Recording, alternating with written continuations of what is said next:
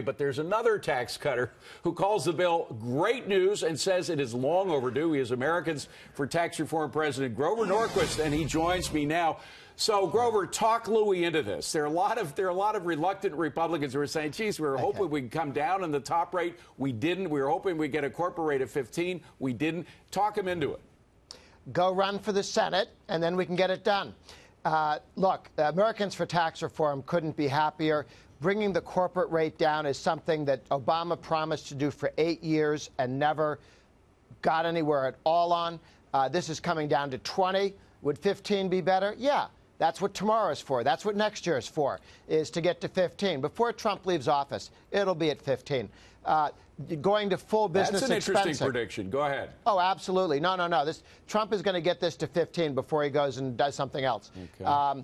And the full business expensing, immediate business expensing of business investment, that's a powerful, powerful tool. It is. It's only in for 5 years. I will bet you a nickel that it's going to be here for the next 25 years. That's more powerful than the research and development tax credit. It's going to keep coming back. You're looking at, on the individual side, rates coming down, even where the top rate, where it doesn't come down, the bracket moves up $500,000. Right. If you're married and in the top bracket, you have to make the first million will be at a lower rate, 35%, and every dollar above $1 million will be at the higher rate. Go ahead.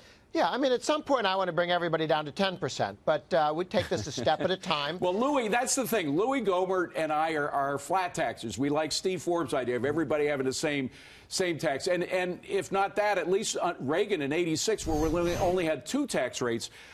But, you know, Newt Gingrich spoke earlier about those who have misgivings about this and may even be willing to vote against it because of their misgivings. Here's what Newt said earlier in the day before the tax plan was released. Take a listen.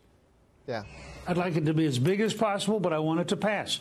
I'd like it to have as much reform as possible, but I want it to pass. They're going to have to maneuver some. Look, that's the legislative process. I mean, the whole point of the legislative process is how do you get the votes? And that's really what you're saying, that this is just the beginning, right? Yeah. And look, this is part of getting the next tax cut. Once you've done this, this bill that's been put forward will pass the House looking very much like this, and something very much like it'll pass the Senate. Remember, the House and the Senate have been working together on this for 6-7 months here, as well as the White House. So this is not like the Senate's going to pop up with some radical different approach to this whole idea. I would say that 80% of the Senate bill will be 80% of the House bill, plus some things where they're going to have to talk about it. Yeah. But that's because they've been working together.